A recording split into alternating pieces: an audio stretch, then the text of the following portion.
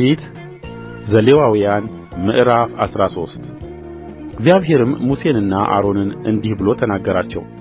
ማናቸውም ሰው በሥጋው ቁርበት ላይ እባጭ ወይም ብጉር ወይም ቋቁቻ ቢታይ በሥጋው ቁርበት እንደ ለምጽ ደዌ ቢመስል ወደ ካህኑ ወደ አሮን ወይም ከካህናቱ ልጆች ወደ አንዱ ያምጡት። ካህኑም በሥጋው ቁርበት ያለውን ደዌ ያያል።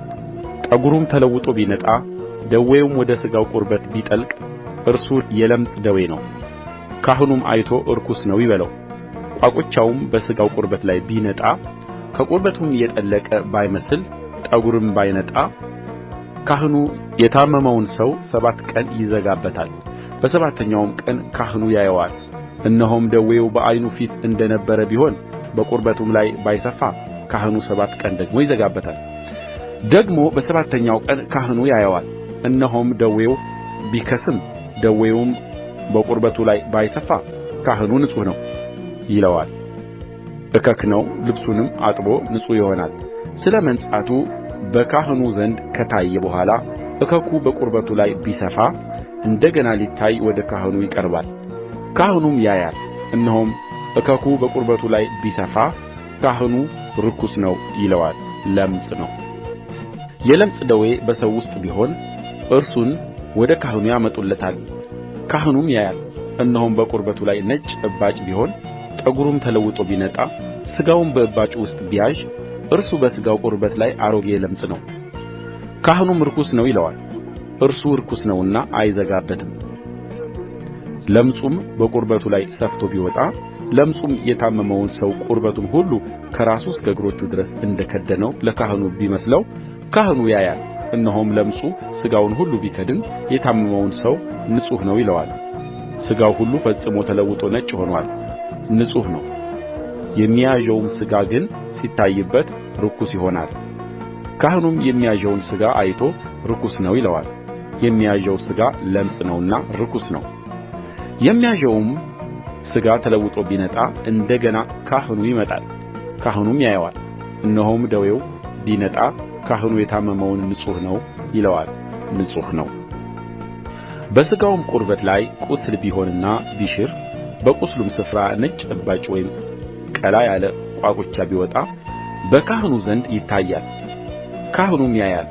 እነሆም ወደ ቁርበቱ ውስጥ ጠልቆ ቢታይ ጠጕሩም ተለውጦ ቢነጣ ካህኑ ርኩስ ነው ይለዋል፣ የለምጹ ደዌ ነው፣ ከቍስሉ ውስጥ ወጥቶአል። ካህኑም ቢያየው ነጭም ጠጕር ባይኖርበት ወደ ቁርበትም ውስጥ ባይጠልቅ ነገር ግን ቢከስም ካህኑ 7 ቀን ይዘጋበታል። በቁርበቱም ላይ ቢሰፋ ካህኑ ርኩስ ነው ይለዋል፣ ደዌ ነው። ቋቁቻው ግን በስፍራው ቢቆም ባይሰፋም የቍስል ጠባሳ ነው፣ ካህኑም ንጹሕ ነህ ይለዋል። በሥጋውም ቁርበት የእሳት ትኵሳት ቢኖርበት በተቃጠለውም ስፍራ ነጭ ወይም ቀላ ያለ ቋቁቻ ቢታይ ካህኑ ያየዋል። እነሆም በቋቁቻው ጠጕር ተለውጦ ቢነጣ ቁርበቱም ውስጥ ቢጠልቅ ለምጽ ነው፣ ከተቃጠለውም ስፍራ ወጥቶአል። ካህኑም ርኩስ ነው ይለዋል፣ የለምጽ ደዌ ነው። ካህኑም ቢያየው በቋቁቻው ነጭ ጠጕር ባይኖር ወደ ቁርበቱም ባይጠልቅ ነገር ግን ቢከስም ካህኑ 7 ቀን ይዘጋበታል። ካህኑም በሰባተኛው ቀን ያየዋል። በቁርበቱም ላይ ቢሰፋ ካህኑ ርኩስ ነው ይለዋል፣ የለምጽ ደዌ ነው። ቋቁቻውም በስፍራው ላይ ቢቆም በቁርበቱም ላይ ባይሰፋ ነገር ግን ቢከስም የትኵሳት እባጭ ነው፣ የትኵሳትም ጠባሳ ነውና ካህኑ ንጹሕ ነህ ይለዋል። ማናቸውም ወንድ ወይም ሴት በራሱ ወይም በአገጩ ደዌ ቢኖርበት ካህኑ ደዌን ያያል። እነሆም ወደ ቁርበቱ ቢጠልቅ በውስጡም ቀጭን ብጫ ጠጕር ቢኖርበት ካህኑ ርኩስ ነው ይለዋል፣ ቈረቈር ነው፣ የራስ ወይም የአገጭ ለምጽ ነው።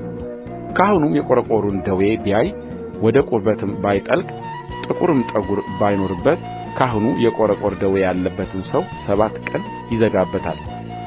ካህኑም በሰባተኛው ቀን ደዌውን ያያል። እነሆም ቈረቈሩ ባይሰፋ በውስጡም ብጫ ጠጕር ባይኖር የቈረቈሩም መልክ ወደ ቁርበት ባይጠልቅ ይላጫል፣ ቈረቈሩ ግን አይላጭም። ካህኑም ቈረቈር ያለበትን ሰው 7 ቀን ደግሞ ይዘጋበታል። ካህኑም በሰባተኛው ቀን ቈረቈሩን ያያል። እነሆም ቈረቈሩ በቁርበቱ ላይ ባይሰፋ መልኩም ወደ ቁርበቱ ባይጠልቅ ካህኑ ንጹሕ ነህ ይለዋል። ልብሱን አጥቦ ንጹሕ ይሆናል። ከነጻ በኋላ ግን ቆረቆሩ በቁርበቱ ላይ ቢሰፋ ካህኑ ያየዋል። እነሆም ቆረቆሩ በቁርበቱ ላይ ቢሰፋ ካህኑ ቢጫውን ጠጕር አይፈልግም፣ ርኩስ ነው። ቆረቆሩ ግን በዓይኑ ፊት እንደ ነበረ ቢሆን ጥቁርም ጠጕር ቢበቅልበት ቆረቆሩ ሽሮአል፣ እርሱም ንጹሕ ነው። ካህኑም ንጹሕ ነህ ይለዋል።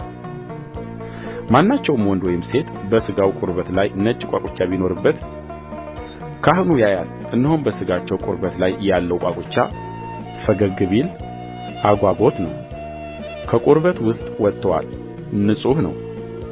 የሰውም ጠጕር ከራሱ ቢመለጥ እርሱ ቡሃ ነው፣ ነገር ግን ንጹሕ ነው።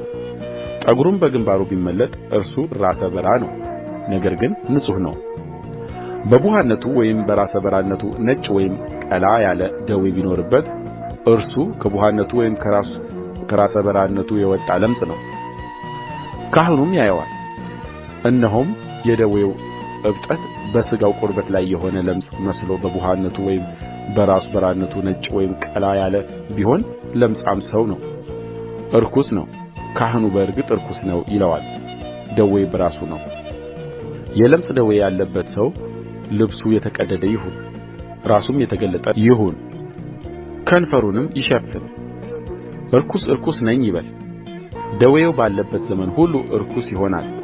እርሱ ርኩስ ነው፣ ብቻውን ይቀመጣል፣ መኖሪያውም ከሰፈር በውጭ ይሆናል።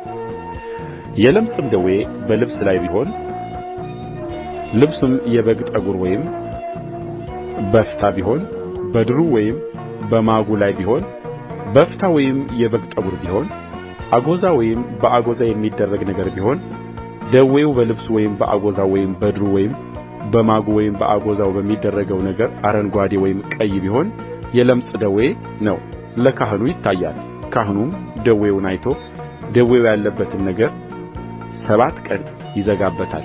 በሰባተኛውም ቀን ደዌውን ያያል።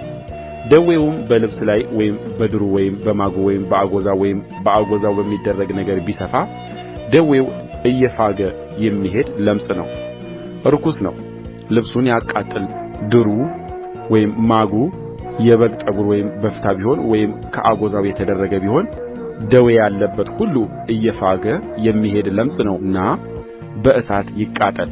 ካህኑ ቢያይ እነሆም ደዌው በድሩ ወይም በማጉ ወይም ከአጐዛ በተደረገ ነገር ቢሆን በልብሱ ላይ ባይሰፋ ካህኑ ደዌ ያለበትን ነገር እንዲታጠብ ይዘዝ፣ ሌላም 7 ቀን ይዘጋበታል። ደዌውም ከታጠበ በኋላ ካህኑ ያያል። እነሆም ደዌው መልኩ ባይለውጥ ባይሰፋም ርኩስ ነው፣ በእሳት አቃጥለው። ምልክቱ በውስጥ ወይም በውጭ ቢሆን እየፋገ የሚሄድ ደዌ ነው። ካህኑም ቢያይ እነሆም ደዌው ከታጠበ በኋላ ቢከስም ከልብሱ ወይም ከአጐዛው ወይም ከድሩ ወይም ከማጉ ይቅደደው። በልብሱም ወይም በድሩ ወይም በማጉ ወይም ከአጐዛው በተደረገ ነገር ላይ ደግሞ ቢታይ የወጣ ለምጽ ነው። ደዌው ያለበትን ነገር አቃጥለው።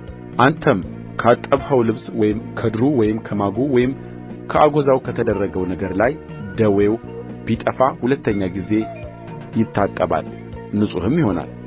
በበግ ጠጕር ልብስ ወይም በበፍታ ወይም በድሩ ወይም በማጉ ወይም ከአጐዛ በተደረገ ነገር ላይ ቢሆን ንጹሕ ወይም ርኩስ ያሰኝ ዘንድ የለምጽ ደዌ ሕግ ይህ ነው።